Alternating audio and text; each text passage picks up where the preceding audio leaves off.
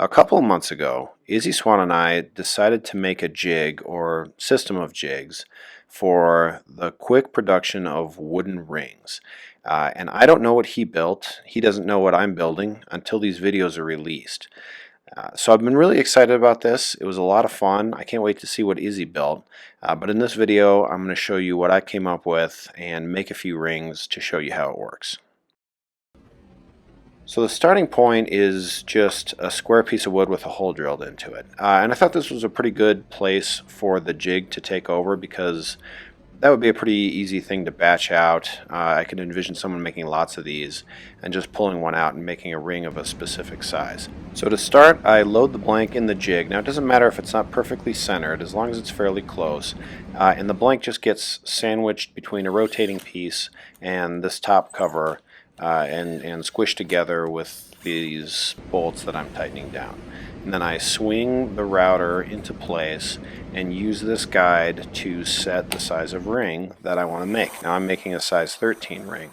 This is the biggest one that this jig is capable of making.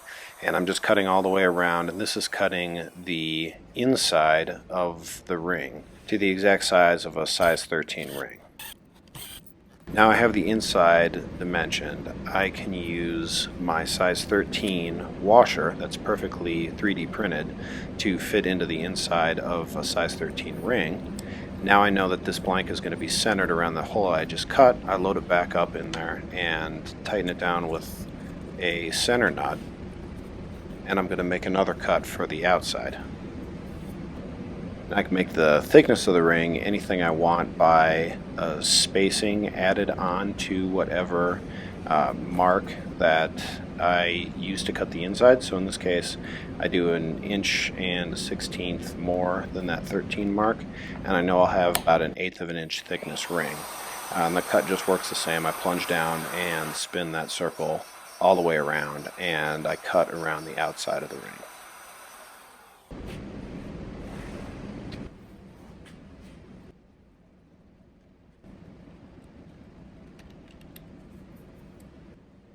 So it's correctly sized now on the inside and outside, but obviously the edges are sharp and we need to smooth it all out. So I grabbed my second 3D printed part for a size 13 ring. This is a ring mandrel, and it works to grab the inside of the ring securely. And you can see there's an inside taper on this piece, and that's going to allow a screw to be threaded into the inside of that mandrel and slowly expand the 6 circular faces at the top that will make contact with the inside of the ring. So that's what this looks like. You can see it open up just slightly as I thread the screw in, but that's enough to put some pretty significant pressure on the ring. So I use this little spacer to get that mandrel right in the center of the ring, tighten that inner screw down so that the mandrel expands and grips the ring, and now I'm able to smooth out not only the outside faces but also those inside corners all in one step. So this is the advantage of this mandrel over just like a tapered cylinder. I think it's a little faster if you're going to be making a lot of rings, which I'm not, but I'm designing this with the mindset of someone who's going to be doing quite a lot of ring making. And now I can just use progressively more fine grits and CA glue to finish off the ring.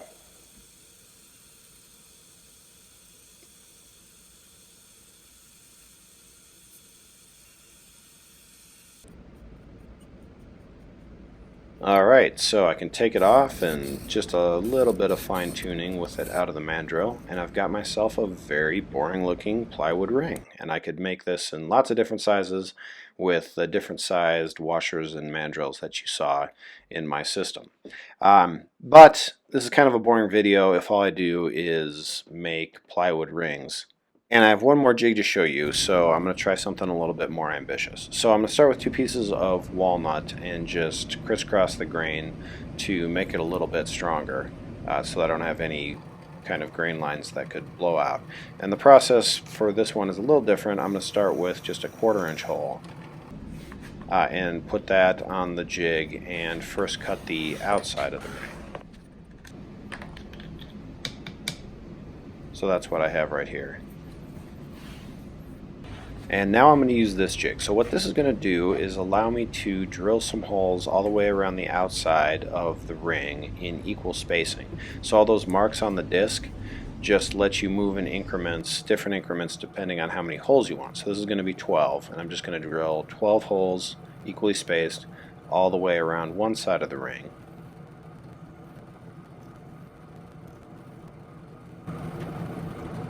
Then I'm going to flip the ring around and do the same thing, offset a 24th of a turn so that they're kind of alternating on each side. And hopefully I end up with a ring that's thumbnail worthy.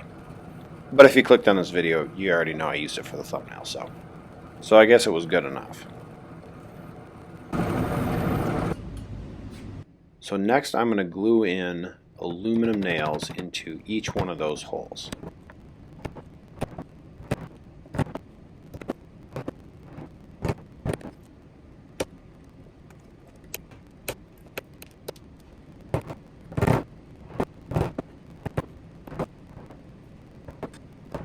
Now you might have noticed that the ring was cracking as I was doing that, so I actually had to redo everything to this point and drill slightly larger holes, and also 16 on each side to be a little bit more ambitious.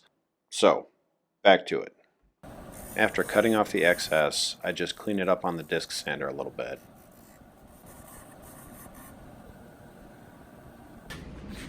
And then load it up into the machine and make the outside cut.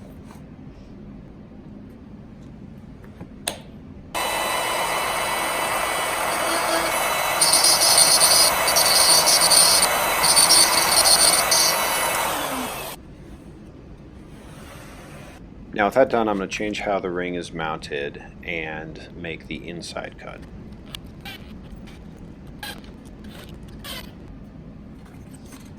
Setting it up for size 10 now because that's the size ring that I wear.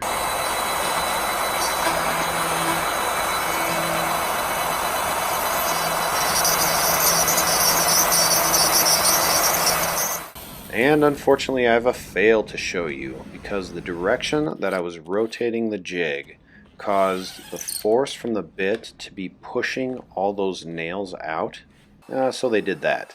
So reload everything, try this all over again, and go the other direction so that the force is trying to drive the nails in, and really hope that it works because, yeah, I need a thumbnail, but obviously you know it did work because I used it on the thumbnail. So I guess this isn't very suspenseful for you, but it was for me when I was doing this because I really didn't want it not to work again. I didn't cut quite deep enough, so I had to clean the ring up a little bit more. But for this ring, we've really left the efficient making of rings kind of by the wayside anyway, so what's a little bit of extra time? I am able to use the mandrel just like the previous ring that you saw to clean up the outside and put the finishing touches on the ring.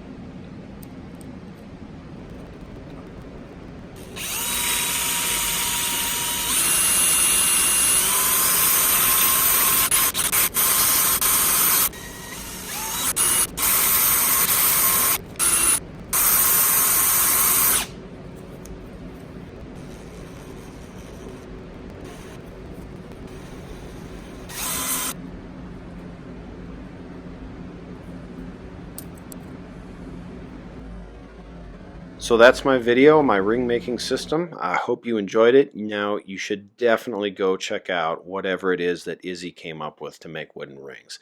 That's where I'm heading as soon as I post this video, and you should too. Izzy's brilliant, and I really can't wait to see what he came up with. But thanks for watching. Catch you next time.